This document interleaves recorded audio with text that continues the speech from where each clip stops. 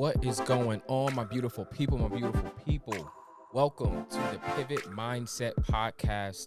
You are checking out episode 2, and I'm so excited to have you back for another episode.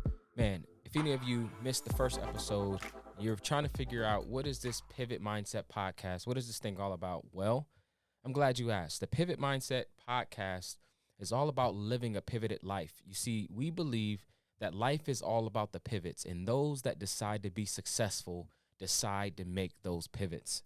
And so I don't care where you are in life, what has happened, the things that has happened for you, I won't say to you, but the things that have happened for you, you have the choice and opportunity to make a shift and a pivot in your life.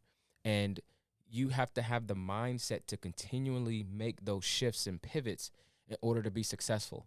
And now listen, we don't have a standard of what success is. That is an individual standard. We believe here that everyone has their own definition of success, but whatever success is to you, it doesn't just come by one indefinite decision. It comes by a multitude of decisions, and one of the key factors is continuing to make the pivots. And so thank you for checking out this episode.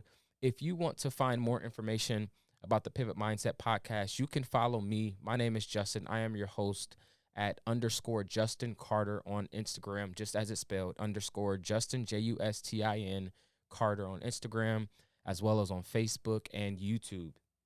The podcast will be in video form posted on YouTube as well.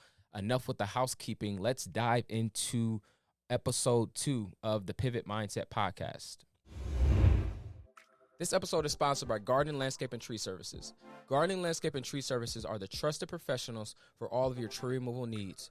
Gardening, Landscape, and Tree Services specialize in safe and efficient tree removal services and tree care in the greater Akron and Cleveland areas. Gardening, Landscape, and Tree Services offers free estimates. They are fully insured and have an A+ rating with the Better Business Bureau. I have personally done business with Garden, Landscape, and Tree Services. My good friend Mike is the owner. He's extremely hardworking and a very knowledgeable arborist. For my listeners, Mike and Garden, Landscape, and Tree Services is offering $100 off of your next tree removal service. Call Garden, Landscape, and Tree Services today at 330-807-8483 or visit their website at www.gardentreescape.com for more information and to get this great offer and hazardous trees off of your property. So today, I really want to talk about a topic that I think is extremely important, especially in today's climate, in today's time zone. I believe more than ever, so many people are dealing and battling with identity. So many people, their identity has been co-opted by what they see on social media or what the media is saying or what side of the aisle they stand on. And I think identity has become almost plagiarized. Like, I've seen so many people, and maybe because it's the social media era and these things have become more present, but I feel that so many people have almost become replicas of each other. You rarely see people that have their own identity. People are trying to be other versions of other people. So one thing that I wanted to talk about is identity in this episode. So for me, as a baseline, I believe that everyone was placed on earth to pursue a purpose. Like, I believe in a creator. I believe in Jesus. I believe in God, and that everyone was placed on earth for a purpose, and that purpose is unique and distinct for them, and that there is no one else on earth that has their same exact purpose. Now, let me make sure I'm clear here. There could be other people on earth that can impact the same audience, or that may look similar to you, or that may have similar gifts as you. But there's no other person on the face of this earth that has the exact gifting, calling, purpose that you have on your life. And so with that being said, I believe also, if that's true, that everyone has a place in life where they have no rivals. And when I say where they have no rivals, meaning a place in life that you are uniquely called for to excel in ways that nothing else can excel in. Let me break this down a little bit, because we see it in nature. So if you take a fish out of water, right, we typically eat them. But when you place a fish in water, it has no rivals. If you look at the fish, it has gills, it has its eyes on the side of its head to be able to see clearly. It the way that it breathes and opens up its mouth. It also has some fish also have things to protect them from other fish or other things that are trying to eat them in the wild. But when you drop a fish in water, Michael Phelps cannot keep up, even though he is the most decorated Olympian champion in the swimming sports. He super fast, great wingspan, but when he tries to compete with something that was created to be in the water, there is no competition. Let's talk about the eagle, right? To me, one of the most fascinating animals because of the heights and how they climb. I think so many people that identify with success or identify with personal development, they love the eagle because the eagle represents height. And one of the greatest gifts of the eagle is not just that it can, not that it just has a long wingspan, but that wingspan allows it to go much higher than any other animal. You see, the eagle is so cold that in the midst of a storm, the eagle has an ability to fly amongst the clouds. I don't know if you've ever seen one while you're on a plane, but you'll be on a plane flying above the clouds, and you may see an eagle, or you may see a eagle up there flying with you, because the eagles have the ability to be in a higher altitude than many other animals. And so I don't care how good our planes are, we're not as nimble as an eagle. I don't care the kind of technology that we've invested, Delta, United, all the airline, they don't have the technology. Boeing does not have the technology to replicate an eagle because it was created unique and distinct to fly in the air. Let's talk about the cheetah, the fastest mammal in all the earth. Usain Bolt, just keep naming the fastest track runners that you can think of.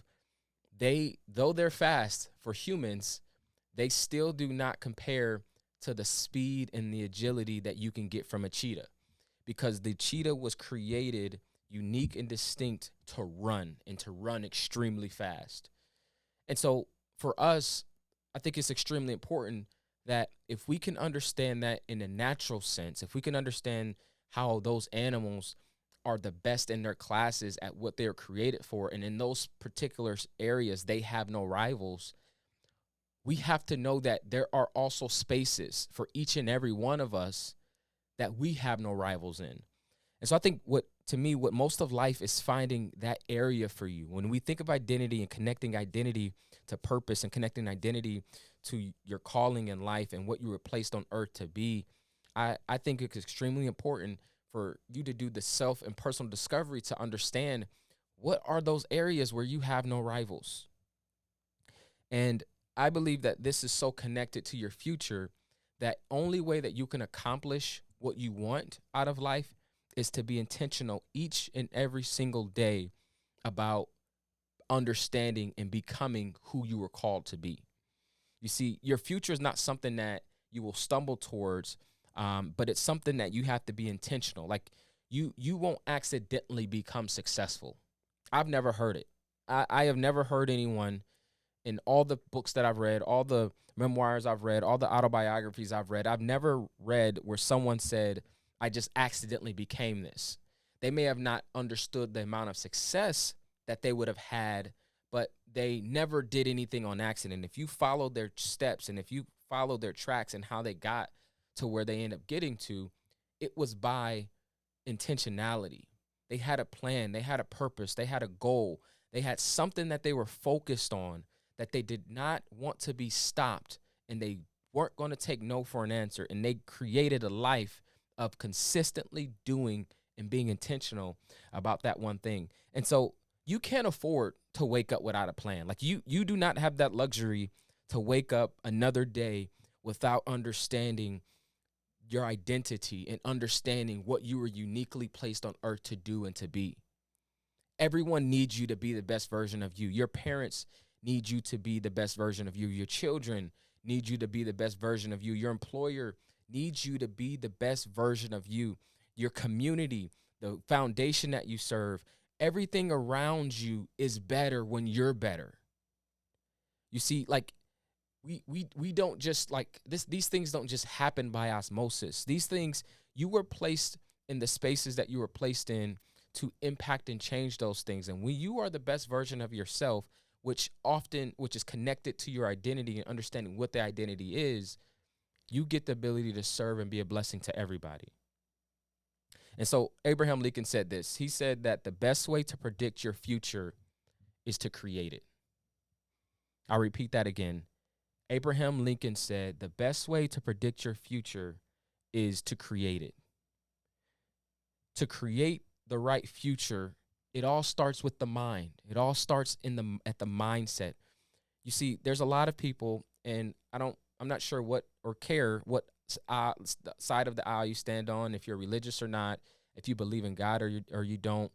But there's this notion out there, especially for people that believe in God, that life is, that they're just a byproduct of it, and that things are just going to happen without them doing anything, and that that they think that as long as I just be a good person, that I'm going to get my wildest dreams, and that's not true. There's a quote out there that says you have to work like everything depends on you, but pray like everything depends on God. I believe that is so true. I believe that is so impactful. And so one of the first things that we have to understand is you can either attempt to hustle to get to the life that you want and be the person that you want, or you can become the kind of person that attracts the kind of life that you want, that attracts the identity that you want. Because truly, you cannot, like, the future, your identity must match the future that you want. Like, you can't, whatever your future is, if you have a goal of being a NASCAR driver, and I don't know why this example is coming to my mind, but if you have a goal of being a NASCAR driver, you can't like think that by like playing football is going to somehow connect you to being a NASCAR driver. If you have a goal of being a basketball player, it just doesn't make sense for you to go and play hockey, right? Like you have to be in the spaces and you have to be doing the things that basketball players do. You have to be building a life that will attract the things that you want, right? And so I want to break this down a little further, because what I'm saying, I don't want it to become synonymous with the hustler mentality, right? Like the grinding mentality, the team no sleep, I've been working all day, so I haven't slept or ate food. I've just been working 24 hours, 7 days a week. I don't rest. That whole mentality, I think that's extremely flawed and it's illogical and it's wrong. And so there's this hustle mentality. And don't get me wrong when I break this down. I'm not saying that hustle isn't a part of the process. I'm not saying that it's not good to hustle in spurts and in seasons. But hustling is an inefficient way to accomplish it. So it's not that hustling is bad, but if you could find another way to accomplish something, hustle, know that it's the lowest version of accomplishing whatever the goal is that you have.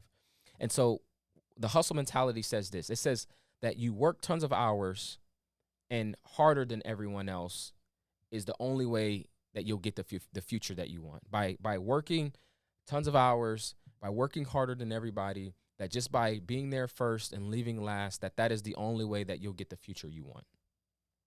I got another point. The hustle mentality says this. It says quality is better than quantity, and these are points that I made up. So, but it says quality is better than or quantity is better than quality.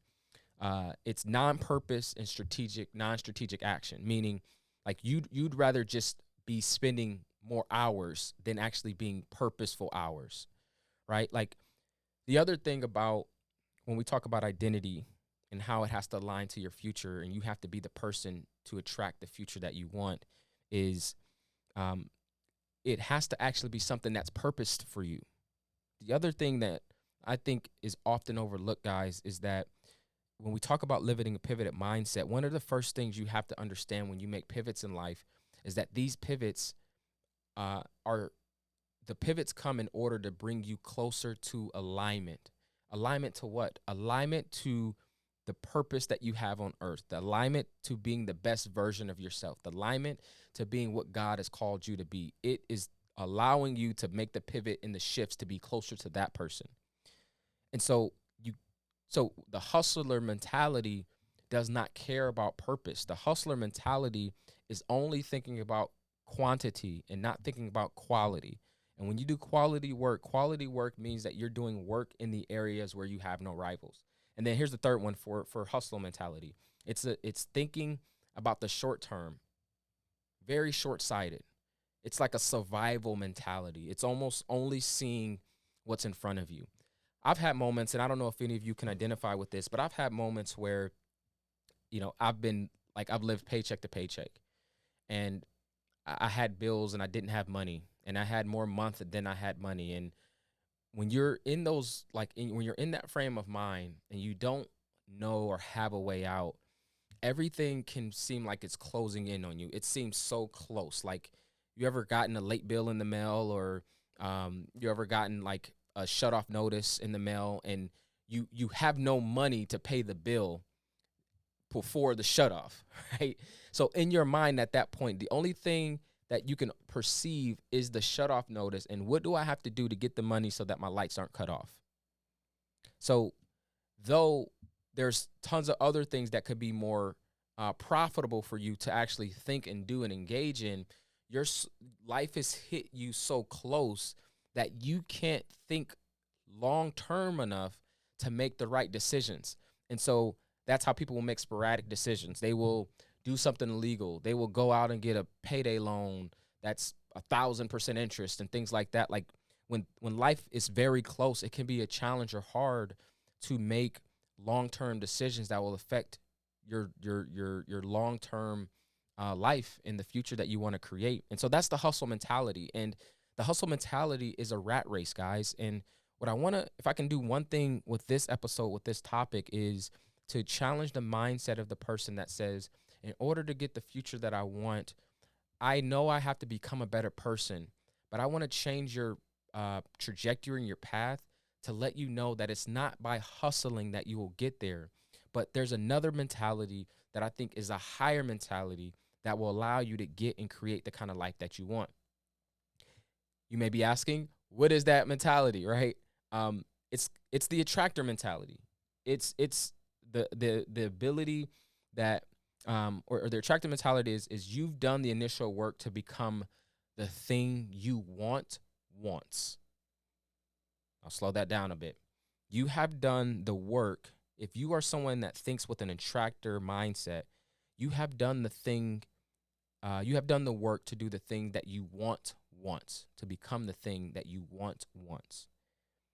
If and a lot of this is very correlates very well with relationships. And you may be a guy out there and you want a woman that's successful in whatever right that means for you. She could be educated, or she could have a good job making 6-7 figures. She could have a nice car, a nice house, or she could be good in the kitchen and can cook, right? She could have all the features that you want. But you have to now think, that kind of woman, what type of man would that woman want, right? And are you that man is the question, right? And I think it's very easy to think of this when we think of relationships, because you got two humans that have attraction, but your dream also has attraction. Some of you may want to be a doctor. You may want to be a lawyer. You may want to be the CEO of a Fortune 50 or Fortune 100 company. What does that Fortune 50 or that Fortune 100 company like?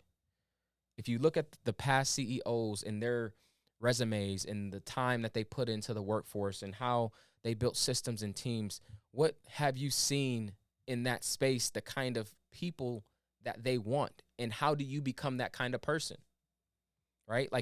And so that's point one. You have done the initial work. If you're moving in an attractor mindset, you've done that work. You've done the initial work to become the thing that you want once. Point number two for attractor mentality, you have taken the time to sharpen your saw and swing once rather than overcompensating a dull saw by swinging tons of times. Yo, I live this, man. If you haven't read The 7 Habits of Highly Effective People by Stephen Covey, it's a phenomenal book. But it's a book not about helping you be successful, but it's a book about helping you be more effective. And I believe if you can be more effective, you can be more successful eventually. It's just a part of what comes of it. But one of his habits is sharpening the saw. And it's a mindset that says, instead of going out and just trying to put all my effort and energy using the dull saw, I'd rather take time that I could be sawing to actually just sharpen the saw.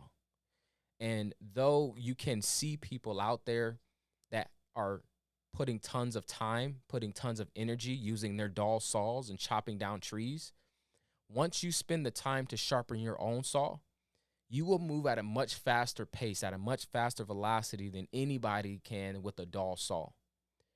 And so it is self-development and personal development to take the time to sharpen your saw, to sharpen your skill set, to sharpen who you are, to work on your communication skills, to build a better, build a better brand, to become better with finances, to become better steward over the things that you have, to be more grateful for the people in your life, to become more present with the people and the things that are around you. It is extremely important to make sure that you're sharpening your saw. And this is where it becomes challenging, because when you sharpen the saw, sharpening the saw is challenging, mainly because you may have comparison syndrome. Sharpening the saw is only a challenge when you see other people chopping down trees and you've yet to chop down your first one.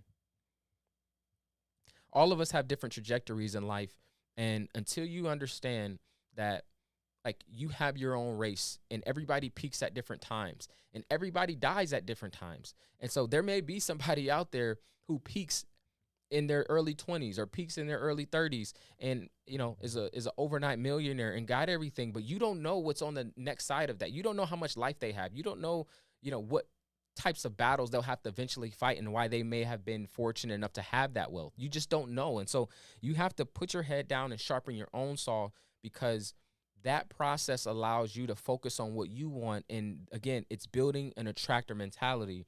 Is now you don't have to overcompensate for a dull saw. And I'm going to land the plane with the third point is you provide value. This is of attractor mentality. These are the 3 points of the attractor mentality. You provide value to others and you live a selfless life. Abundance is all around you. I posted something about a week or so ago on Instagram. Follow me on Instagram, by the way. And I was talking about how when you invest in people, it's a better return on investment than investing in anything else. And that when you chase people instead of chasing money, you'll find that you'll be more successful. And when I say chase people, I don't mean hound people down, bug them, always, try to call them, blow their phone up 10 times a day to try to get some time on the calendar. That's not what I'm talking about. I'm talking about when I say chase people, I really mean just put a more importance on being around people and the energy of positive people than what it is to be around materialistic things or have shiny cars or nice clothes. Like, if you can find a way to get in the right circles, it's people that's going to actually bless you. Everything that you're going to get in life is going to come by a way of a person. That's just how it works. There is no bird in the sky that's just going to drop your wildest dreams in front of you or pull you into an opportunity that you would have never experienced before, or give you a promotion and tap you on the shoulder and say, hey, I've got something for you. And say, hey, I've got this great idea. Could you use your talent to be a part of this organization so that when we go public, you'll become a millionaire? Like, there is no inanimate object that will do that for you.